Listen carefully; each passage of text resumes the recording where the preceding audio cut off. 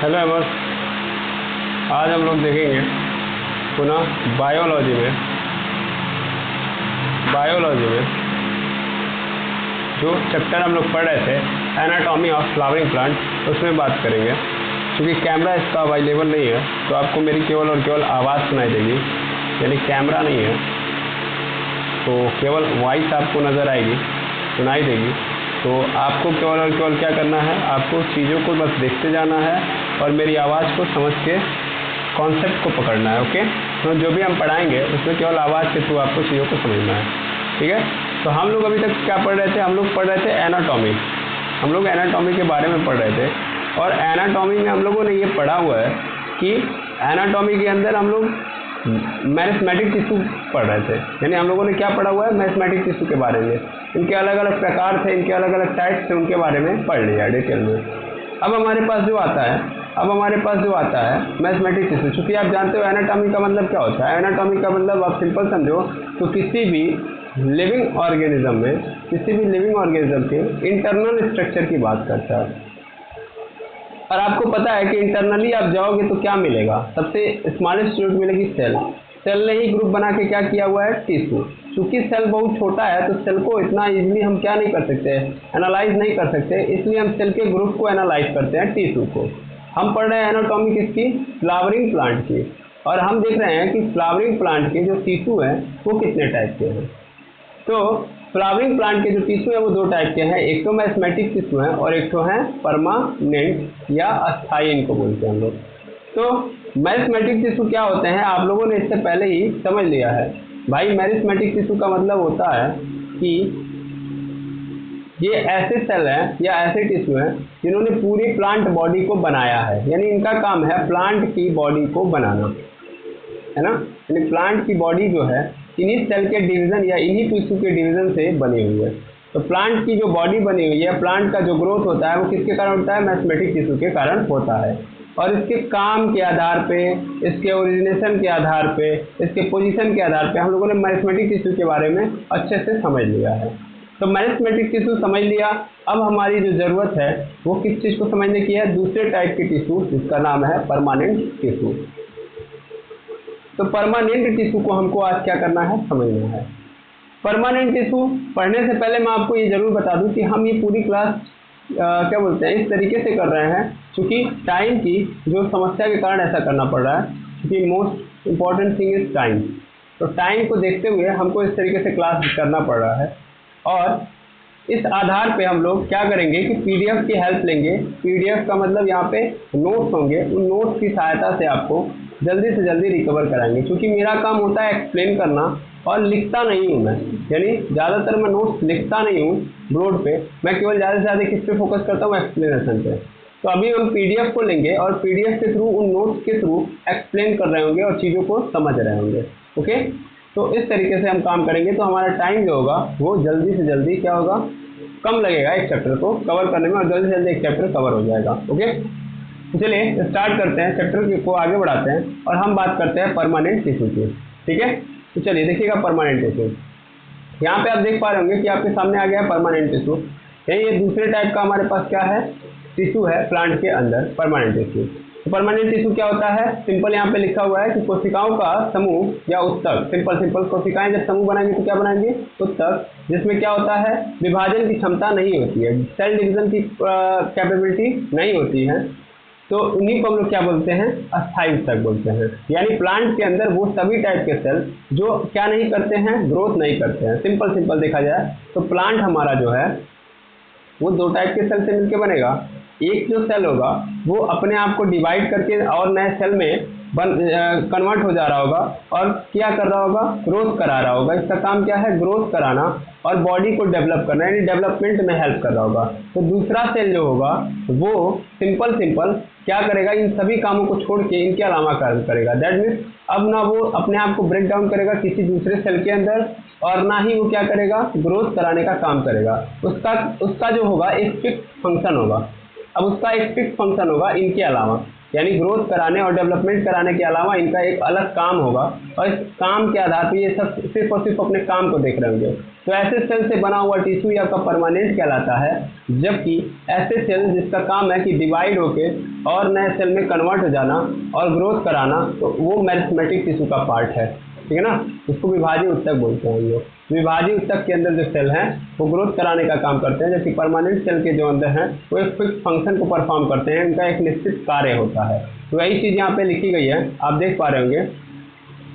ये क्या होते हैं, मैच्योर होते हैं। क्या होते हैं, मैच्योर होते हैं। इनका जो कार्य होता है वो क्या होता है, निश्चित होता है। अब मैच्योर का मतलब क्या है, तो इसको मैं यहाँ से डिफाइन करता हूँ, देखिएगा यहाँ पे आप देख पा रहे होंगे, यहाँ पे साइड में, ठीक है, साइड में आप देख पा रहे होंगे, तो ध्यान दीजिएगा।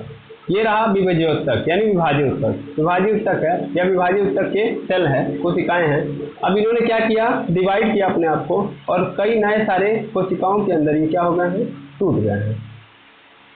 अब कई सारे कोशिकाओं में से टूट गए हैं, तो इनमें से कुछ कोशिकाएं, जैसे कि मान लो ये दो कोशिकाएं अपने आप को क्या कर ले रही हैं, मैच्योर कर रही हैं। मैच्योर का मतलब मान लीजिए इन्होंने डिसाइड कर लिया कि अब हम आगे नहीं विभाजित करेंगे, मतलब ये एक सेल डिवाइड हो गया 4 नए सेल में।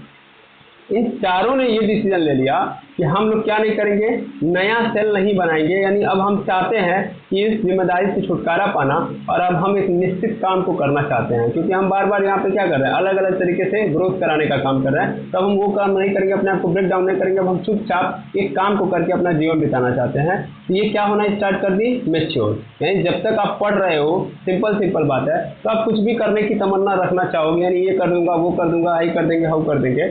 लेकिन एक सिचुएशन ऐसी आएगी जहां पे आप अपने आप को सीरियस में एक क्या बोलते हैं, एक विजन को क्लियर करोगे और सोचोगे कि अब हमको इसको पा लेना चाहिए, और इसको पा लेने के कारण हम जो हर काम नहीं करेंगे। जैसे मान लो आप स्टूडेंट लाइफ में हो तो कोई भी काम कर सकते हो, सिंपल। स्टूडेंट लाइफ में हो तो आप कुछ भी काम कर सकते हो, कंप्यूटर के फील्ड में काम कर लो, इंजीनियरिंग के फील्ड में काम कर लो, किसी भी फील्ड में आप जानकारी के लिए काम कर रहे हो, ठीक है। लेकिन एक समय के बाद आपके मन में आ जाएगा कि हमको सिंगल एक ही काम करना है, हमको सभी काम नहीं करने हैं। तो उस कंडीशन को हम लोग मैच्योरिटी बोलते हैं। यानी मैच्योरिटी में आप अपने आप को क्या कर लेते हो, धीरे धीरे समझ लेते हो कि हमें क्या करना है, सब काम नहीं करना है, हमें सिंपल अपने जीवन में एक ऐसा काम करना है जिसके कारण मेरी पहचान बढ़े। तो वैसे ही यहाँ पे जो सेल हैं, जो आज तक क्या करते आ रहे थे, केवल अपने आप को तोड़ के दूसरे के अंदर डिवाइड हो रहे थे या नए नए सेल बना रहे थे, तो उन्होंने डिसीजन ले लिया कि अब वो क्या करेंगे, अब वो सिंपल ये काम छोड़ के अब वो अपने आप को एक फिक्स काम के अंदर डालेंगे, ताकि उनकी एक अलग पहचान बन पाए, ठीक है। तो यहाँ पे ये मैच्योरिटी का स्टेज आता है, और मैच्योरिटी के स्टेज के अंदर ये क्या होते हैं, मैच्योर होते हैं। मैच्योर का मतलब अब इनके पास जो भी चीज़ें होंगी वो सब की सब मैच्योर हो जाएंगी। मैच्योर का मतलब इनके अंदर कोई सेल है, कोशिका है, तो इसके अंदर मैच्योरिटी का अर्थ होता है कि उनके न्यूक्लियस के अंदर मैच्योरिटी आ जाती है, साइटोप्लाज्म के अंदर मैच्योरिटी आ जाती है, जो माइटोकॉन्ड्रिया था उनके अंदर आ जाता है। दैट मीन्स जितने भी सेल ऑर्गेनल्स थे वो मैच्योर हो जाते हैं। मैच्योर हो गए तो इसका मतलब अब वो सेल प्रॉपर फंक्शनिंग करने लगा, वो हर काम करने लगा जो एक सही तरीके का जो सेल होता है वो करने लगता है। स्टूडेंट लाइफ में मैंने बोला ना कि आप कुछ भी कर रहे हो तो आपको कोई नहीं कुछ बोलेगा, लेकिन जब आप एक मैच्योर पर्सन बन जाओगे तो आप सब काम नहीं कर सकते, तब आप एक वर्क करोगे और आपकी एक लिमिटेड लाइफ होगी कि आप इसी क्राइटेरिया में करोगे। दैट मीन्स अब जाके अब आप बड़े हो गए तो बच्चों की तरह गलतियां नहीं करोगे, लेकिन जब आप बच्चे होते हो तो आप कोई भी गलती कर सकते हो। सेम टू सेम है यहाँ पे क्या हो गया, ये मैच्योर हो गए तो देखिए इनके पास क्या हो गया, जैसे पिछले क्लियर में मतलब यहाँ पे बीजोत्तक में अलग अलग स्टेप होते थे, लेकिन यहाँ पे अब इनके पास क्या हो जाएगा, फिक्स स्टेप होगा। यानी एक फिक्स स्टेप आ जाएगा, फिक्स स्टेप। और ये फिक्स स्टेप यानी जो स्टेप होता है वो किसके आधार पर होता है, तो इनके काम के आधार पर। तो इनके काम के आधार पर इनके पास क्या आ जाएगा, स्टेप हो जाएगा। तो दो अलग स्टेप में चल जाएंगे और ये दो अलग स्टेप में जाएंगे। तो इस तरीके से क्या बन जाते हैं, ये अस्थायी ऊतक बन जाते हैं। तो आई होप समझ में आ गया होगा कि अस्थायी ऊतक का मतलब क्या है।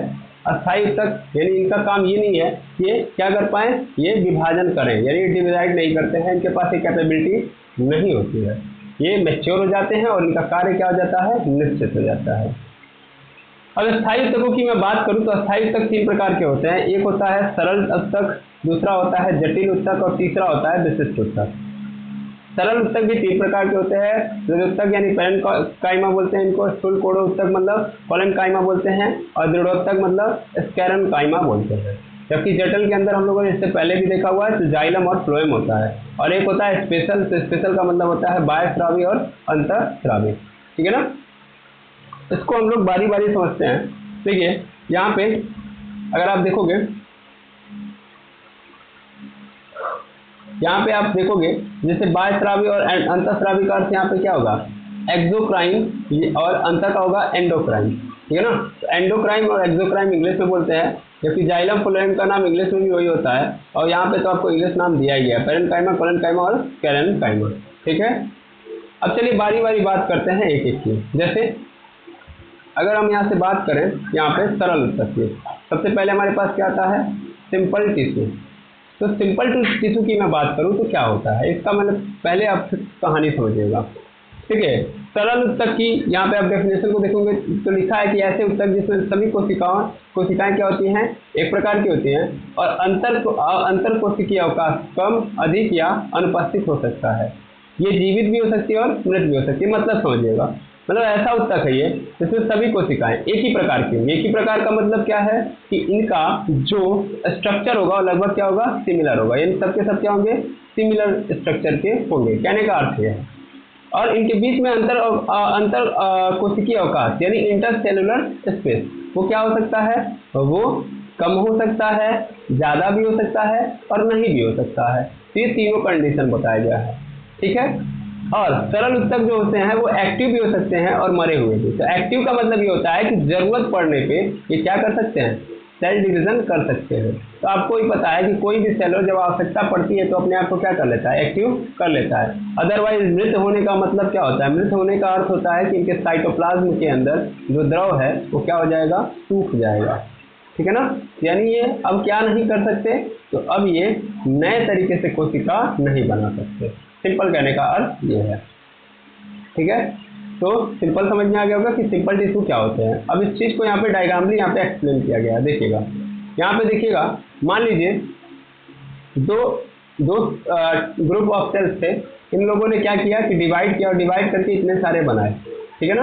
अब इतने सारे जो सेल बने हैं इसमें से ये 3 सेल ने मतलब फैसला लिया कि अभी क्या होंगे, मैच्योर होंगे।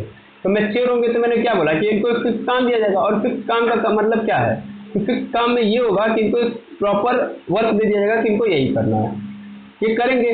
तो उस काम के आधार पर इनको क्या दे दिया जाएगा, एक स्पेशल स्ट्रक्चर। अब ध्यान से देखेंगे तो इनका स्ट्रक्चर कैसे है, ऐसे ही तो है, देखिए ये ऐसे है, फिर यहाँ से आप देखोगे ऐसे है, फिर यहाँ पे आप देखोगे तो ऐसे है। इनके बीच में देखो इन सबका क्या स्ट्रक्चर, 1 2 3, इन तीनों का जो स्ट्रक्चर है सेम है कि नहीं है, बिल्कुल सेम है। और ये क्या कर रहे हैं, ऐसे ऊतकों को हम लोग क्या बोलेंगे, सरल ऊतक। क्या कर रहे हैं उसकी बात अलग है। जैसे मान लो यहाँ पे बोला गया कि यहाँ पे परिवहन का काम कर रहे हैं, फिलहाल के लिए मान लेता हूँ कि ये कैसा काम करने जा रहे हैं, ट्रांसपोर्टेशन का काम करेंगे। तो इनके जो स्ट्रक्चर होंगे क्या होंगे, तीनों के सेल को तीनों कोशिकाओं के जो स्ट्रक्चर होंगे, शेप होंगे, वो क्या हो जाएंगे, सेम हो जाएंगे। तो ऐसे ऊतक को ही हम लोग क्या बोलते हैं, सरल ऊतक बोलते हैं, यानी ये सिंपल टिश्यू कहलाते हैं, ठीक है। जबकि यहीं पे देखोगे आप, यहाँ पे आप देख पा रहे हो नीचे बगल में ही कि मान लो ये 3 सेल ने तो डिसीजन लिया मैच्योर होके और एक काम करने का, तो इन तीनों ने एक साथ एक काम करना चाहे तो तीनों का स्ट्रक्चर एक हो गया। लेकिन मान लो ये 4 लोग हैं, ये चारों लोगों में से ये लोग भी मैच्योर हुए, लेकिन इनकी मैच्योरिटी कुछ इस प्रकार थी कि ये इसमें से 3 सेल एक तरीके से हुए, बाकी जो 2 सेल थे, मतलब 5 थे यहाँ से सपोज कर लो, तो 2 सेल बाकी दूसरा स्ट्रक्चर अटेंड कर रहे हैं और ये 3 सेल एक सिंगल स्ट्रक्चर अटेंड कर रहे हैं। तो हो क्या रहा है यहाँ पे, ध्यान से देखिएगा, इसके अंदर क्या हो रहा है कि काम तो पांचों के पांचों मिलकर एक ही करेंगे, ये पांचों के पांचों एक काम करेंगे, यानी सेम फंक्शन परफॉर्म करेंगे। लेकिन इसके अंदर जो संरचनाएं हैं वो क्या हो जा रही हैं, अलग अलग। यानी एक या एक से अधिक, दो या दो से अधिक संरचना वाले अगर कोशिका आपस में मिलकर एक काम कर रहे हैं तब उनको अभी हम क्या बोलेंगे, जटिल ऊतक बोलेंगे। जबकि सभी के सभी एक प्रकार की कोशिकाएं या एक प्रकार की जो कोशिकाएं हैं मिलके एक काम करेंगे, यानी समान संरचना वाली कोशिकाएं एक काम करेंगे मिलके, तब वो सरल ऊतक कहलाएंगे। और अगर एक शेप से अलग शेप है, मतलब कई सारे शेप की कोशिकाएं मिलके एक ही काम करेंगे या काम एक ही होगा, तो जटिल ऊतक कहलाएंगे, ठीक है। क्योंकि सबका काम एक ही होगा, बस संरचना अलग अलग हो जा रही है, क्योंकि सभी मिलकर एक ही काम कर रहे हैं तो जटिल हो गए। और अगर सभी कोशिकाओं का जो स्ट्रक्चर है समान है और सभी मिलकर एक ही काम कर रहे हैं तो सरल ऊतक है, ठीक है। तो आई होप सरल ऊतक के बारे में आप लोगों को समझ में आ गया होगा। अब इसके आगे हम देखेंगे, इधर छोड़िए, यहाँ पे आइए जटिल ऊतक के पास। तो अब जटिल ऊतक क्या होता है, तो ध्यान से देखेंगे वही चीज़ है कि जिनमें एक या अधिक प्रकार की कोशिकाएं होती हैं। जिनमें एक या अधिक प्रकार की कोशिकाएं होने का अर्थ क्या है, वही सेम टू सेम। अधिक प्रकार की कोशिकाएं मतलब अलग अलग टाइप की कोशिकाएं हैं, लेकिन मिलके क्या कर रही है, एक काम कर रही है, तो उनको क्या बोलेंगे, कॉम्प्लेक्स टिश्यू बोलेंगे, यानी जटिल ऊतक बोलेंगे। ये भी क्या हो सकती हैं, जीवित और मृत हो सकती हैं। और कॉम्प्लेक्स के अंदर अभी हम लोगों ने जस्ट देखा कि जाइलम और फ्लोएम आता है। देखिए सरल के अंदर आप बात करोगे तो सरल के अंदर हम लोगों ने जस्ट देखा था यहाँ पे कि पेरेन्काइमा होता है, कोलेनकाइमा होता है और कैरेनकाइमा होता है। तो इसका एग्जाम्पल देने की जरूरत नहीं, आपको समझ में आ रहा होगा। तो यहाँ पे जाइलम और फ्लोएम होता है इसका जटिल ऊतक का, ठीक है। इसी तरीके से स्पेशल टिश्यू, स्पेशल टिश्यू यानी विशिष्ट ऊतक, ये क्या होते हैं, तो इनके अंदर ऊतक जो होते हैं वो सरल व मतलब यहाँ पे जटिल से भिन्न विशिष्ट कार्य करते हैं। मतलब क्या है, ये एक्चुअल में सिंपल मतलब आप समझाओ मैं, तो ऐसे टिश्यू के होने से क्या होता है, सिंपली अगर आप देखोगे तो स्पेशल नाम लिख देने से ही आप समझ जाओ कि स्पेशल फंक्शन परफॉर्म करने के लिए आते हैं, यानी इनका काम है स्पेशल फंक्शन परफॉर्म करना। मतलब आप समझ पा रहे होंगे, अभी हम समझा देंगे। जैसे यार आप ध्यान से समझिएगा कि पेड़ होता है जिसके अंदर से क्या निकलता है, गोद निकलता है, या आप देखे होंगे कि उसके अंदर से चिपकने वाला पदार्थ निकलता है। तो वो जो चिपकने वाला पदार्थ है क्या वो सब में होता है, नहीं, सभी पेड़ क्या नहीं करते हैं, गोद या चिपकने वाला जो पदार्थ है उसको नहीं निकालते हैं, जिसको रेजिन आप बोलते हो। तो रेजिन का जो होता है निर्वहन वो सभी नहीं करते हैं, उनका जो स्पेशल मतलब उसको कुछ ही लोग क्या करते हैं, निकाल पाते हैं। क्यों, क्योंकि उनके अंदर स्पेशल टाइप के टिश्यू क्या होते हैं, प्रेजेंट होते हैं। तो सिंपल मतलब समझो, तो अगर विशिष्ट टाइप के ऊतक या स्पेशल टिश्यू किसी प्लांट के अंदर है, जिसका मतलब वो स्पेशल परफॉर्म कर रहा होगा या स्पेशल फंक्शन को परफॉर्म कर रहा होगा, एक ऐसा काम जो उस पेड़ को अनोखा बना रहा होगा। समझ आई बात, यानी स्पेशल टिश्यू का काम ही यही है कि स्पेशल परफॉर्मेंस देना या स्पेशल फंक्शन को परफॉर्म कराना। यहाँ पे लिखा भी है कि इस प्रकार के ऊतक जो होते हैं सरल व जटिल से भिन्न विशिष्ट कार्य करते हैं। जैसे यहाँ पे एग्जाम्पल में दिया है मकरंद की कोशिकाएं, ठीक है ना। तो इसको आपको बाद में एक्सप्लेन कर दिया जाएगा जब आगे देखा जाएगा, क्योंकि हम बारी बारी एक एक को पढ़ेंगे, इसीलिए हम लोग जब वहाँ पे समझाएंगे तो समझ में आ जाएगा। अब सबसे पहला हमारे पास आता है सरल ऊतक यानी सिंपल टिश्यू। सिंपल टिश्यू की मैं बात करूं तो सिंपल टिश्यू को हम समझ लिए हैं कि क्या होता है, इसमें एक ही प्रकार की कोशिकाएं मिलकर क्या करती हैं, एक काम करती हैं। और इसके अंदर क्या होता है, इसके अंदर जितनी भी कोशिकाएं होती हैं उनका शेप क्या होता है, सेम होता है ना, सेम शेप के होते हैं और सभी मिलकर क्या करते हैं, एक काम करते हैं। तो इनको हम लोग सरल ऊतक या सिंपल टिश्यू कहते हैं। अब इसके अंदर एग्जाम्पल के अंदर सॉरी इसके प्रकार देखोगे तो सबसे पहला क्या आता है हमारे पास, पेरेन्काइमा यानी मृद ऊतक या पेरेन्काइमा होता है। तो पेरेन्काइमा की यदि बात करूं मैं तो क्या होता है, यह ऊतक पौधे के लगभग सभी अंगों का आधार बनाता है। सिंपल मतलब यही है, मतलब एक्चुअल में समझो ये, तो पेरेन्काइमा लगभग सभी प्लांट के पास मौजूद होता है। यानी सिंपल बात ये किया जाए तो पूरे प्लांट के अंदर, पूरे प्लांट में ये मौजूद होता है, पूरे प्लांट में मौजूद होता है। पूरे प्लांट का मतलब हर अंग के अंदर कहीं ना कहीं पेरेन्काइमा होता ही है। तो एक्चुअल में इसीलिए यहाँ पे क्या बोला गया है, एक्चुअल में क्या बोला गया है यहाँ पे कि पेरेन्काइमा जो होता है वह यह ऐसा ऊतक है जो पौधे के लगभग सभी अंगों का आधार बनाता है।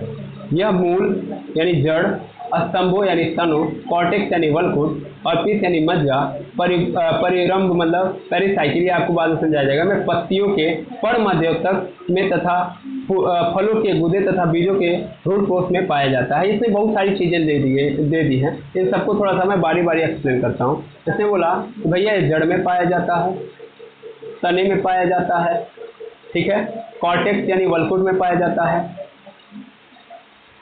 वलकुट में पाया जाता है, पित्त में पाया जाता है, ठीक है। इसके बाद इसने बोला कि जो पत्तियां होती हैं, पत्तियां मतलब आप जानते हैं ना, पत्तियां किस सेल से बन रही होती है, तो मीसोफिल कोशिका। तो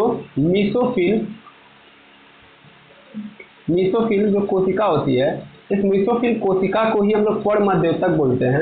और मीसोफिल कोशिका के बीच में भी क्या पाया जाता है, आपका पेरेन्काइमा पाया जाता है। इसके अलावा कहाँ पाया जाता है, तो जो फल होता है फल के गुदे में पाया जाता है। उसके अलावा कहाँ पाया जाता है, उसके अलावा भ्रूण कोश या सिंपल आप बोल सकते हो कि एम्ब्रियो के अंदर पाया जाता है, यानी भ्रूण के अंदर भी पाया जाता है। तो आप ध्यान से देखो, ये तो पूरे प्लांट का ही पूरा का पूरा पोर्शन है ना, ये तो पूरे प्लांट के अंदर क्या होने लगा, मतलब क्या हुआ, पाया जाने लगा। सिंपल मतलब यही है कि जो सिंपल टिश्यू होते हैं वो सिंपल टिश्यू वो जड़ में भी पाए जाते हैं, तने में भी पाए जाते हैं, वर्टेक्स में भी पाए जाते हैं, मज्जे में भी पाए जाते हैं और मेसोफिल में भी पाए जाते हैं, फलों के गुदों तथा बीजों के भ्रूणपोष में भी पाया जाता है। इसके अतिरिक्त क्या है कि यह प्राथमिक व द्वितीयक संवहन ऊतक व मज्जा का भी प्रमुख घटक है। इसका मतलब क्या है? इसका मतलब यहाँ पे कह रहा है कि प्राथमिक व द्वितीयक संवहन ऊतक, संवहन ऊतक आप समझ रहे हो, संवहन ऊतक इससे पहले भी आपको पढ़ाया गया है, मस्कुलर टिश्यू जिसको बोलते हैं। तो मस्कुलर टिश्यूज के अंदर भी ये क्या होता है, पाया जाता है। कहने का अर्थ यह है, वैसे भी आप लोगों ने देखा है प्राथमिक संवहन और द्वितीयक संवहन से आप नहीं कंफ्यूज होंगे कि प्राथमिक संवहन और द्वितीयक संवहन से क्या होता है। तो प्राथमिक और द्वितीयक का मतलब आप फिलहाल में यही समझ लो कि प्राथमिक और द्वितीयक का मतलब है कि जाइलम एवं फाइलम, क्योंकि मस्कुलर टिश्यूज के अंदर कौन आते हैं, जाइलम एवं फाइलम। ठीक है, जाइलम एवं फाइलम। अब मैं अगर आगे बढ़ूं तो इसकी बात अगर मैं करूं सरल ऊतक की, तो बड़े अलग अलग कहानियां हैं इनके अंदर।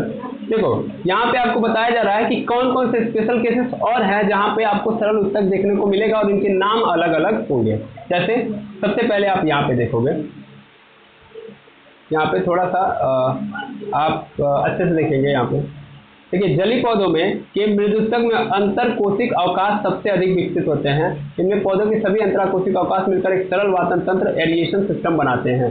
अब इसका मतलब क्या होता है मैं समझा रहा हूँ आपको। देखिए, जब आप बात करोगे जलीय पौधों की, किसकी बात करेंगे, जलीय पौधों की, तो जलीय पौधे जो होते हैं उनके अंदर कुछ सेल का स्ट्रक्चर ऐसे होता है, जो सेल होते हैं वो एक्चुअल में बहुत ज़्यादा क्या लेके बैठे होते हैं, अंतरा कोशिकीय अवकाश, यानी सिंपल बात करेंगे तो इंटरसेलुलर स्पेस होता है।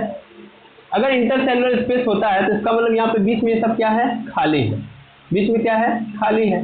और अगर बीच में खाली है तो इसका मतलब क्या होगा, यहाँ पे हवा भरेगी कि नहीं भरेगी, यानी ये क्या हो गया आपका, यही हो गया आपका वायु कोशिकीय अवकाश।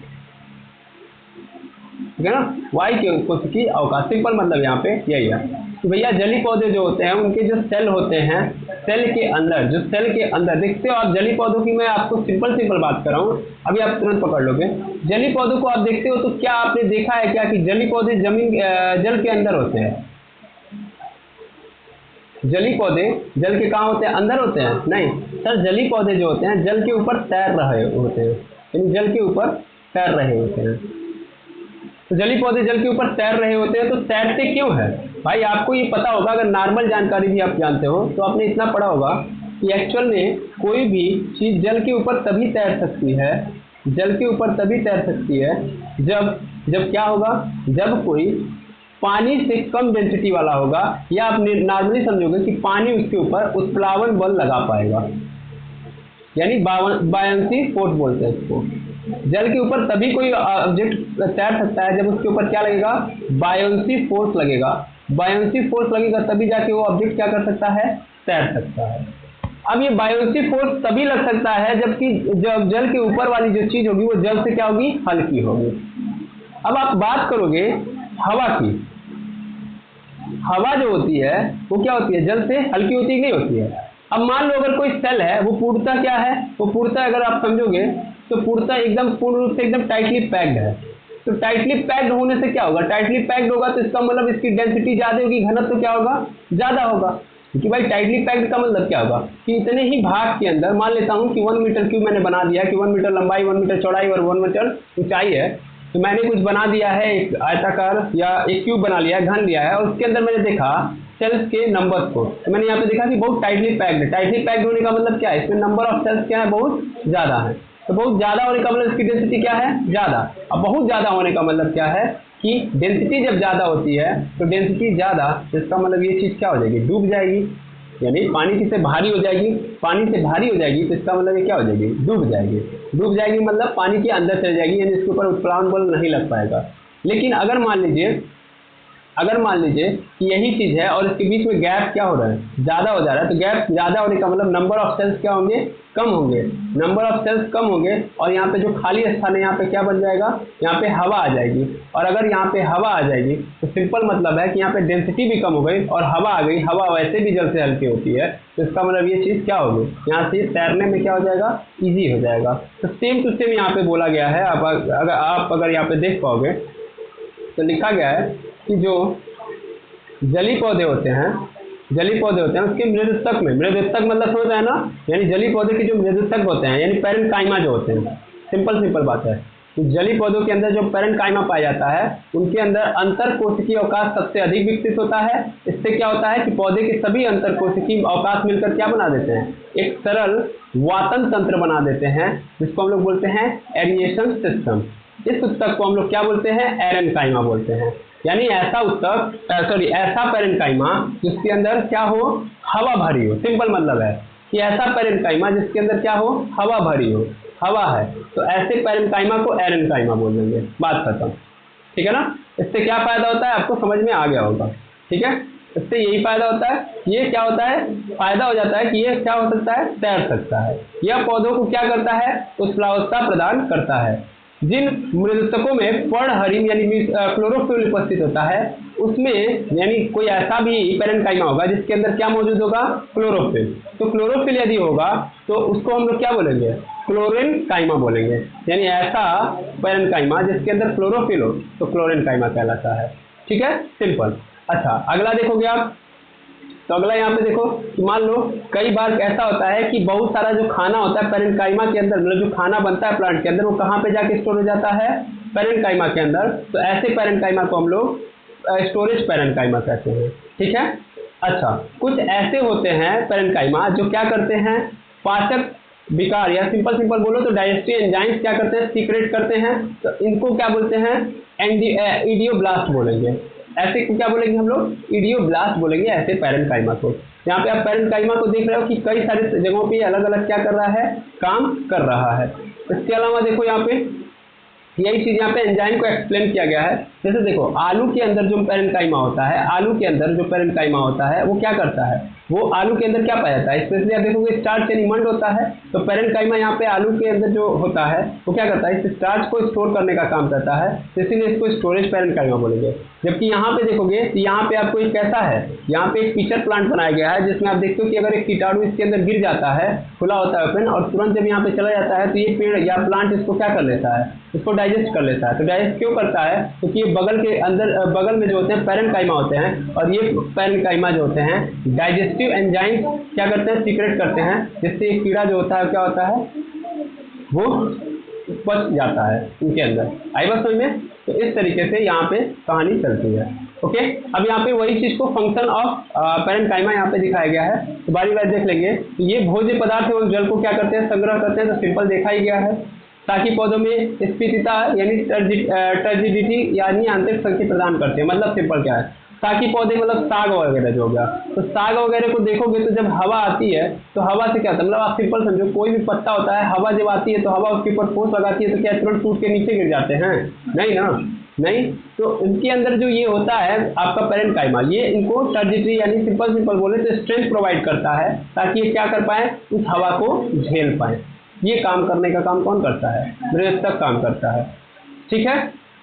इनकी कोशिकाओं में जब हरित लवक होता है तो क्लोरोप्लास्ट उत्पन्न हो जाते हैं, तब इन्हें क्या कहते हैं, क्लोरेन्काइमा कहते हैं, जो प्रकाश संश्लेषण में क्या कर लेते हैं, भाग लेते हैं। ये आप सिंपल समझ रहे हो। अभी मैं एक बार और समझा दूंगा। जब इनकी कोशिकाओं के बीच बड़े बड़े वायु आज से बढ़ जाते हैं तब इनको क्या बोलते हैं, एरेन्काइमा कहते हैं। और ये क्या करते हैं, प्लावकता प्रदान करते हैं, ताकि पौधे जो हैं जली पौधे पानी के ऊपर तैर सके। कभी कभी इनकी कोशिकाएं विभाजित होकर घाव भरने का कार्य करती हैं। तो एकदम सिंपल कहानी है कि कोई भी कोशिका हो, जब उसके अंदर कोई भी टिश्यू हो, जब वहाँ पे प्रॉब्लम आएगी तो क्या होगा, वो अपने आप को सेल डिवीजन के लिए प्रोत्साहित करेंगे और वहाँ पे करेंगे। जैसे आप ही की स्किन पे अगर चोट लग जाता है, मान लीजिए हाथ है, तो हाथ के अंदर ये टिश्यू इतना गायब हो जाता है, तो अगल बगल के जो टिश्यू हैं वो क्या करते हैं, भले ही वो फिक्स है, परमानेंट है, तो क्या करने लगते हैं, वो क्या बोलते हैं, सेल डिवीजन करके यहाँ के टिश्यूज का निर्माण कर देते हैं। ठीक है। तो आपने आई होप यहाँ पे पैरेन्काइमा के बारे में समझ लिया। पैरेन्काइमा को याद रखिएगा। यहाँ पे पैरेन्काइमा के अंदर जब एयर भर गया तो इसको एरेन्काइमा बोलेंगे। पैरेन्काइमा। जब इस पैरेन्काइमा के अंदर क्लोरोफिल आ गया तो इसको क्या बोलेंगे? क्लोरेन्काइमा बोलेंगे, क्लोरेन्काइमा बोलेंगे, सिंपल। और ऐसा जो पैरेन्काइमा होता है, ऐसा पैरेन्काइमा क्या करने लगेगा? तब फोटोसिंथेसिस करेगा। सिंपल बात है भाई, क्लोरोफिल का होने का मतलब ही क्या है कि प्लांट फोटोसिंथेसिस कर सकता है, ठीक है। फिर ऐसा पैरेन्काइमा जो क्या करने लगे? फूड स्टोर करने लगे, फूड स्टोर करने लगे, इसको स्टोरेज पैरेन्काइमा बोलेंगे, ठीक है, स्टोरेज पैरेन्काइमा बोलेंगे, ठीक है। अच्छा, कुछ ऐसे होते हैं जो क्या करते हैं? डाइजेस्टिव एंजाइम सीक्रेट करते हैं, तो इनको हम लोग क्या बोलेंगे? इनको हम लोग इडियोब्लास्ट बोलेंगे, यानी ये इडियोब्लास्ट कहलाते हैं, ठीक है, इडियोब्लास्ट कहलाते हैं। फिर ये क्या करते हैं? टर्जिडिटी प्रदान करते हैं। इसका मतलब क्या है कि जो साकी पौधे होते हैं वो हवा को झेल पाते हैं, इसका कारण क्या है? तो ये पैरेन्काइमा है। तो इस तरीके से आप इतनी बातें याद रखेंगे पैरेन्काइमा के अंदर। बाकी बातें हम लोग करेंगे नेक्स्ट वीडियो के अंदर। तो आई होप आज का जो पूरा का पूरा आपका टॉपिक था ये वाला कि पैरेन्काइमा यानी सरल ऊतक के अंदर हम लोगों ने सबसे पहला क्या देख लिया? पैरेन्काइमा। तो आपको समझ में आ गया होगा पैरेन्काइमा, और पैरेन्काइमा का काम समझ में आ गया होगा। मैंने फिर से बता दिया, मैं फिर से आपको बता दूं कि पैरेन्काइमा जो होता है प्लांट के लगभग हर पार्ट में क्या होता है? मौजूद होता है, और आवश्यकता के अनुसार हर काम करते रहता है। उसके जो सेल्स होते हैं वो क्या होते हैं? वो एकदम या तो क्या बोलते हैं, इनके बीच का जो सेल का जो इंटरसेलुलर स्पेस है वो क्या या तो एकदम कम होगा, यानी एकदम नहीं होगा, या तो ज़्यादा होगा। तो वो काम के अनुसार पे होता है इनके अंदर का इंटरसेलुलर स्पेस। तो आई होप ये बात क्लियर हो गई होगी। तो आज के लिए इतना ही, मिलते हैं नेक्स्ट वीडियो में। Thank you very much Amar.